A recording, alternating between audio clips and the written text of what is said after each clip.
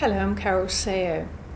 When it comes to explaining levels of consciousness, I've found that there are two things that make it very difficult for people to comprehend. And one of them is that the literature that's available at the moment is very abstract, so you can't see it, you can't map it onto the mind, and they're often talking about brain frequencies such as alpha rhythms and things like this, but they're not actually talking about states of consciousness, as in levels of consciousness. So I've made you this video for a couple of reasons. One, it's because I'm really excited to show you a topographical map of the mind, and to date, as you're watching this video, I'm the only person, I think, in the world that has come up with one of these maps, and I think so far the most anybody's done is used an iceberg to show the tip of the iceberg as consciousness or awareness. But also I wanted to just simplify it for you, because I think if people understand their discipline enough, then they should be able to put it simply for people that know absolutely nothing. So some of you watching this will be beginners to the world of psychology, or really psychoanalysis is really my favourite area to teach in, but also spirituality. And I know that with a rise in people wanting to do more meditation and becoming interested in spiritual work, that they go innocently into this wonderful area of therapy and meditation. But what they don't understand is that the practices that they can do innocently can lead to something called a spontaneous awakening or a spiritual crisis. And I've had my topographical model for years and years, and I'm just going to tell you in a moment a bit how I arrived at the model so that you can walk the same path that I walked in understanding the mind. But I wanted to present it now because I think more than ever people need this information, and you almost need an alternative view. Because what I've found is a lot of things that I was taught, when I went back to the original text, I found that my teachers even had perhaps misinterpreted, or perhaps they just regurgitated some old information, but it wasn't the information that really felt true to me. So something that any of my students will tell you is that everything I produce is original content. I like to go back to the Latin origin. I've got a great dictionary, so when I come across certain words, I never take anybody's word for it. I always look for the source. I go back to the source and the evidence, and that is what I would recommend you do too. So if you're into archetypes and the different aspects of consciousness, or defense mechanisms, or higher states of consciousness, then you are really going to love this video. So let me tell you how it all began. So I sat in an auditorium like this many years ago, and I was reading for a psychology degree, just as an excitable student that I was. And what I didn't realise is in psychology you really study how the brain works. And whilst that was fascinating, and I learned about where different lobes were in the brain and what the different, we call it somatosensory mapping. And so we learn about what different parts of the brain do different functions and interpret different stimuli. On that first degree, I was allowed to run a study, and I ran a study on frequency discrimination, and I recognised that the human window of perception is only very small, and when we think about dogs, for example, they can hear outside of the window of perception. I was really curious about that, so I started to train the human ear to see if we could expand this window of perception and start to hear outside of our frequency realm. And whilst I ran a very small study as part of the degree, I showed that we could with certain training. Then when I finished the degree, I went on to do a master's. Now this was really fascinating for me because now I was in the land of psychoanalysis. So this is Freud and Jung, and I absolutely loved this arena, or rather this discipline. But what I was recommended to do was choose either Freud, who had a very scientific and methodical approach to studying the mind, or I could choose Jung. But I wanted to do both, and it wasn't that popular, but university is not always the place to bring entirely new knowledge to. But I decided at the 11th hour, instead of writing my final thesis on the spirituality in schizophrenia, which I suspected wasn't going to be received too well, I decided instead to pick up one of Freud's old books, which was The Function and Form of Jokes. And so that's what I wrote my thesis on, was the unconscious world, but jokes. Now the thing is with Freud, is why I love his work, is he was the first person to really designate 3 levels of consciousness. So if you're being taught by anybody that's just talking about conscious and the unconscious, then they have a very limited reading. So Freud said 3 states of consciousness: consciousness, the pre-conscious barrier, and the unconscious or subconscious part of the mind. Then when you go across to Jung, he separates out consciousness into 2 levels, being the personal and the collective. He doesn't have a pre-conscious barrier as such, but then he separates out the unconscious world into personal and collective as well.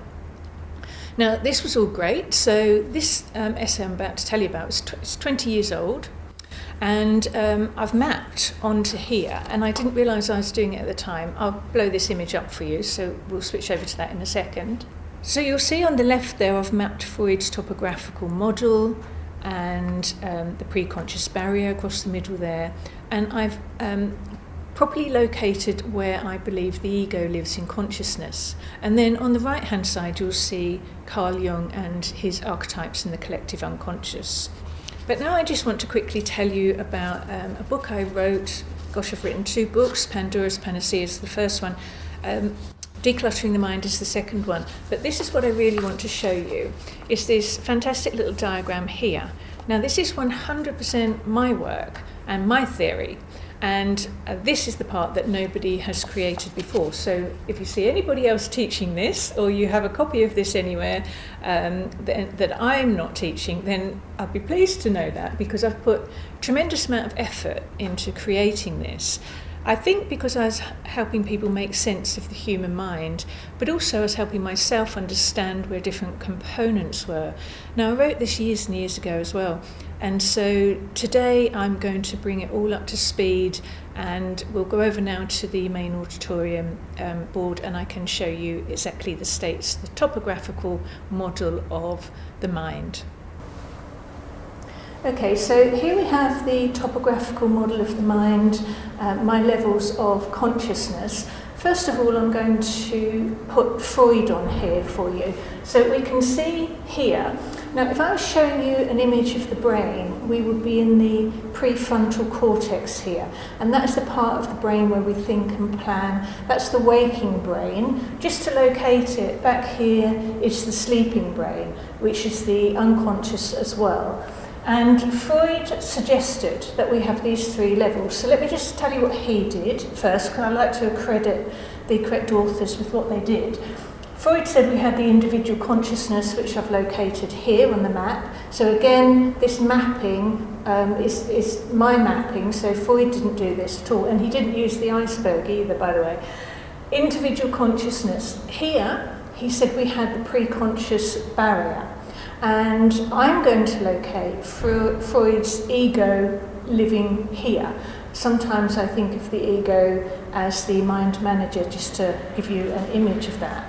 Then back here we have the subconscious part of the mind. And so Freud said that all of our early childhood experiences, all of our fears and anxieties were back here. And so he developed his techniques, so dream analysis, free association. And he was also into mesmerism and hypnotism, he studied at one time, because he wanted to put this part of the mind to sleep so that he could access this part of the mind. Obviously, in things like free association and therapy, the patient is awake. And that's why you use different techniques to be able to access. This is the area of symbolism, which is immensely exciting. I'm going to be talking about the matrix in a moment too. Just to locate Carl Jung on my diagram then, Jung didn't particularly have the pre-conscious barrier here, but he had two levels of consciousness. So you might have already thought that there was just one conscious awakeness, or I know a lot of people are getting into this mindfulness now, which is really a very ancient philosophy. But anyway, so Jung said that there was the individual conscience, and then there's the collective conscience, which I've called group here. And then Jung said that we have in the subconscious mind, he said that's separated into two too, although he didn't define the areas as I have done here. He said we have the individual consciousness, and then we have the group consciousness. Now I'm going to locate on my model here the archetypes of the collective unconscious living here. So now about that matrix. If any of you feel like you are living in the matrix, then what you're doing is you're orientating from back here. Now back here is the blueprint of all of our minds, and so it's not then uncommon to have the same experiences. When we're thinking about archetypes, I talk about the wise old man, the trickster in that original essay that I told you about all those years ago. And then we have the orphan. So we're in the land of fantasy and Harry Potterville, and I get immensely excited about all of this magical kind of stuff too. So that's all back here. When you're dreaming your individual experiences and memory. So if I had the brain mapped here, memory would be back here, the reptilian brain. And this is where you would store your individual memories. But when you have really prominent, significant memories or recall, that is when you are drawing on information right back here in the collective unconscious, Jung would say, but I'm calling this the group subconscious. Right, so that's as much as Freud and Jung I want to map onto my diagram here. But what I now want to talk to you about is higher levels of consciousness. And there's a really good reason why I want to do this for you. Because here, which would be those of you that are into energy theories, that would be your crown chakra, that is where you're meditating. So when you're meditating and you're quietening the mind down, then you're really drawing in energy here. And I really can't stress this enough. Again, I honestly believe I'm the only one in the world teaching this, and certainly haven't seen anybody else doing it. I've been studying the mind for over 20 years and spirituality twice as long as that. And I've really never seen anybody teach this. In fact, the teachings are exactly opposite to what I'm about to say. So please listen to what I'm about to say, because I'm going to tell you how people go into psychic or psychological crises and how they start hearing voices and things like that when they do not have schizophrenia. And so what happens here, I believe the ego lives here in the pre-conscious barrier. So I'm locating it here. Now, in spirituality, the practice and the teaching is to be less ego, but I strongly recommend you do not do that. If you really want to develop spiritually, then you're going to need your ego on your side. And there's a process of the mind that you go through where you have to kind of meet your ego, but not kill it off, or, allocate all the negative things that people talk about. They say this is the ego's fault, the ego's problem. And I think that is the problem, that the teaching has been back to front, because it's yin and yang, isn't it? Not just all yin. Anyway, the ego lives here, and it's responsible for allocating, dictating the defense mechanisms. And so when your mind is under stress, it's the ego that will put forward a defense mechanism to reduce the anxiety in your mind. That's what defense mechanisms are for. Now, when you go to sleep, consciousness sleeps, the ego sleeps, and that's why some of your dreams can get wild, because all this information comes forward into your dream sleep. So you're consciously aware of your unconscious, and then the algorithms change and you will wake up. But here is where you meditate. Now, what I'm going to say to you is, if you're new to the land of spirituality, please then don't go higher than that. Or if you do, then I'm going to tell you what could possibly happen. Above this is God consciousness. Now, this is information, the knowledge of the universe. And so, whilst it might be fun to fly higher than Icarus, psychologically, this is what's going to happen. Our human brains need to gently expand.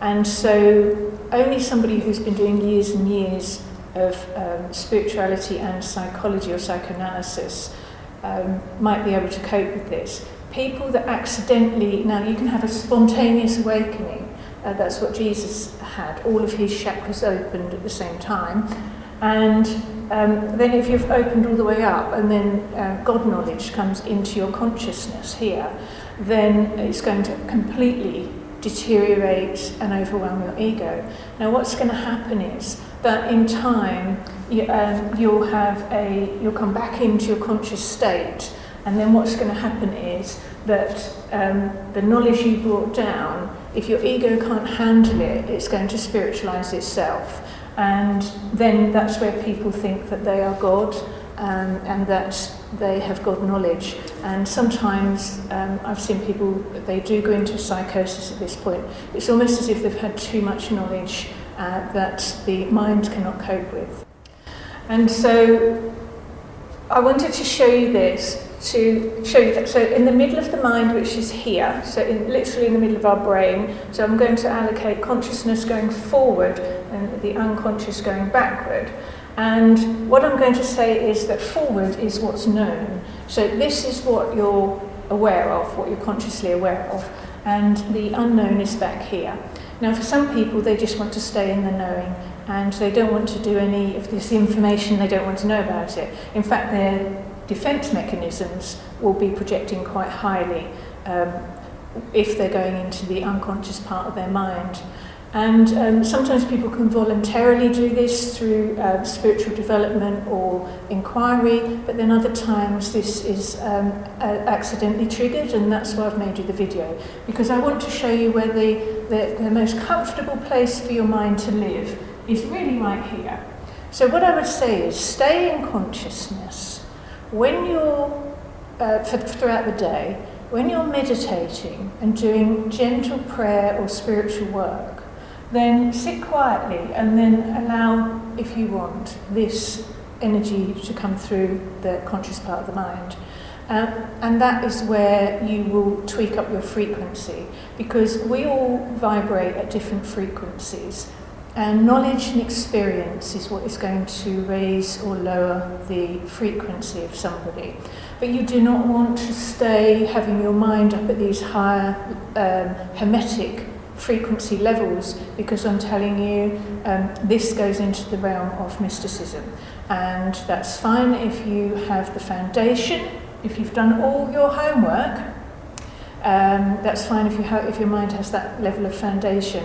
But most people's minds do not, and you could then start to think you're hallucinating.